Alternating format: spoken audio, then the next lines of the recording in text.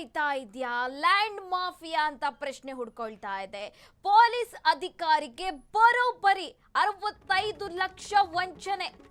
ಮೈಸೂರಿನಲ್ಲಿ ನಡೀತಾ ಇದೆಯಾ ಲ್ಯಾಂಡ್ ಮಾಫಿಯಾ? ಪೊಲೀಸ್ ಅಧಿಕಾರಿಗೆ ಬರೋಬ್ಬರಿ 65 ಲಕ್ಷ ವಂಚನೆ. ರಿಯಲ್ ಎಸ್ಟೇಟ್ ಕದಿಮರಿಂದ ಪೊಲೀಸ್ ಅಧಿಕಾರಿಗೆ ಮೋಸ.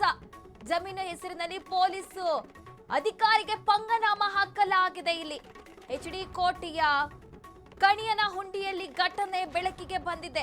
65 ಲಕ್ಷ ರೂಪಾಯಿ ಪಡೆದು ವಂಚಿಸಿರುವ ರಿಯಲ್ ಎಸ್ಟೇಟ್ ಗ್ಯಾಂಗ್ನಿಂದ ಮೋಸ ಹೋದ ಶ್ರೀನಿವಾಸ್. ಪದ್ಮಶ್ರೀ ಕನ್ಸ್ಟ್ರಕ್ಷನ್ ಹೆಸರಿನಲ್ಲಿ ರಿಯಲ್ ಎಸ್ಟೇಟ್ ವ್ಯವಹಾರ ಮಾಡ್ತಾ ಇದ್ರು. ನಾರಾಯಣ ಮೂರ್ತಿ ಪತ್ನಿ ಜಯಮಾಲಾ, ಪುತ್ರಿಯರಾದ ಪದ್ಮಾ, ಭವ್ಯ ಹಾಗೂ ಜಮೀನು ಮಾಲೀಕ ನಾಗೇಗೌಡ ವಿರುದ್ಧ FIR ದಾಖಲಾಗಿದೆ. FIR ದಾಖಲಾಗುತ್ತಿದ್ದಂತೆ ನಾರಾಯಣ ಮೂರ್ತಿ ಅರೆಸ್ಟ್ ಮಾಡಲಾಗಿದೆ. ತಲೆಮರೆಸಿಕೊಂಡಿರುವಂತಹ ಉಳಿದ ಆರೋಪಿಗಳಿಗೆ ಶೋಧ ಕಾರ್ಯ ನಡೀತಾ ಇದೆ.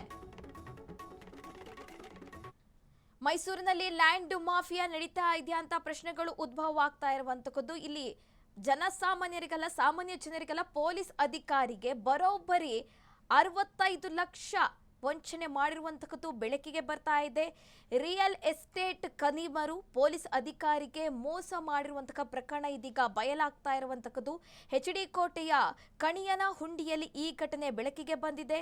65 ಲಕ್ಷ ರೂಪಾಯಿ ಪಡೆದು ವಂಚನೆ ಮಾಡಿದೆ ಈ ಗ್ಯಾಂಗ್ ಅಂತ ತಿಳಿದು ಬರ್ತಾ ಇದೆ. ಈ ಕುರಿತು ಪ್ರಕರಣ ಕೂಡ ದಾಖಲಾಗಿದೆ. FIR ದಾಖಲಾಗುತ್ತಿದ್ದಂತೆ ಆರೋಪಿ ನಾರಾಯಣ ಮೂರ್ತಿ ಕೂಡ ಅರೆಸ್ಟ್ ಆಗಿದ್ದಾರೆ. ಹಾಗೆ ಉಳಿದ ಆರೋಪಿಗಳಿಗೂ ಕೂಡ ಇಲ್ಲಿ ಪೊಲೀಸರು ಬಲೆ ಬೀಸಿದ್ದಾರೆ. ಆಫೀಸ್ ಇಟ್ಟಿದ್ರು. ಸೊ ಅವರು ಇದೇ ಥರ ಜಮೀನು ಕೊಡಿಸೋದು, ಮಾರೋದು ಎಲ್ಲ ಮಾಡ್ತಾಯಿದ್ರು.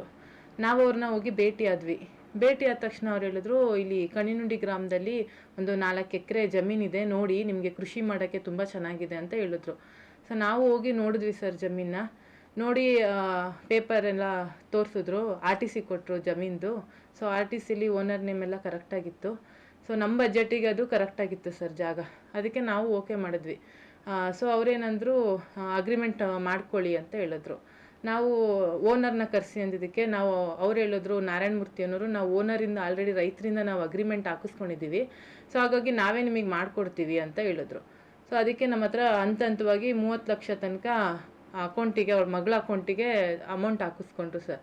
ಹಾಕಿಸ್ಕೊಂಡು ಇನ್ನು ನಮಗಿನ್ನೆಲ್ಲೂ ಡೌಟ್ ಬರುತ್ತೆ ಅಂದ್ಬಿಟ್ಟು ಅವ್ರ ಓನರ್ನು ಕರೆಸಿದ್ರು, ರೈತರನ್ನ ಕರೆಸ್ಬಿಟ್ಟು ಅವ್ರ ಹೆಸರಲ್ಲಿ ಒಂದು 20 ಲಕ್ಷದ DD ಕೂಡ ನಮ್ಮ ಹತ್ರ ತೆಗೆಸಿದ್ರು. ಅದಾಯಿತು ಸರ್. ಅದಾಗ್ತಿದ್ದಂಗೆ ಅದಕ್ಕೂ ಒಂದು ಅಗ್ರಿಮೆಂಟ್ ಮಾಡಿಕೊಟ್ರು ಸರ್. ಒಂದು ಅಗ್ರಿಮೆಂಟ್ ಆದ ತಕ್ಷಣ ನೆಕ್ಸ್ಟ್ ಅವ್ರ ಮಗಳು ಮದುವೆ ಬರೋ ಟೈಮಲ್ಲಿ ತುಂಬ ಅರ್ಜೆಂಟ್ ಇದೆ, ನಮಗೆ ಎಮರ್ಜೆನ್ಸಿ, ಒಂದು 10 ಲಕ್ಷ ಅಮೌಂಟ್ ಕೊಡಿ ಅಂದ್ಬಿಟ್ಟು ಇಸ್ಕೊಂಡ್ರು ಸರ್. ಇಸ್ಕೊಂಡು ಮತ್ತೆ ಇನ್ನೊಂದು ಅಗ್ರಿಮೆಂಟ್ ಮಾಡಿಕೊಟ್ರು. ಅದಾಗ್ತಿದ್ದಂಗೆ ನೆಕ್ಸ್ಟ್ ಮೀಟ್ ಮಾಡಿದಾಗ ದಾಖಲೆ ನೋಡಿ ನನಗೆ ಆಶ್ಚರ್ಯ ಆಯಿತು. ಇತ್ತೀಚೆಗೆ ಮೈಸೂರು ನಗರದಲ್ಲಿ ಜಮೀನಿನ ಬೆಲೆಗಳು ಗಗನಕ್ಕೇರ್ತಾ ಇದೆ. ಇಂಥ ಸಂದರ್ಭದಲ್ಲಿ ಕ್ಯಾಶ್ ಇಸ್ಕೊಂಡು ಮೋಸ ಮಾಡೋಂಥ ಜನಗಳು ನೋಡಿದ್ದೀನಿ. ಈ ಪ್ರಕರಣದಲ್ಲಿ ವಿಶೇಷವಾಗಿ ಏನು ಅಂತ ಹೇಳಿದ್ರೆ, ಆನ್ಲೈನಲ್ಲಿ ಟ್ರಾನ್ಸ್ಫರ್ ಮಾಡಿಸ್ಕೊಂಡು ಮೋಸ ಮಾಡಿದ್ದಾರೆ. ಅಂದರೆ ಎಷ್ಟು ಧೈರ್ಯ ಇರ್ಬೋದು ಈ ಆರೋಪಿಗಳಿಗೆ ಅಂತೇಳಿ ನನಗೆ ಆಶ್ಚರ್ಯ ಉಂಟಾಯಿತು.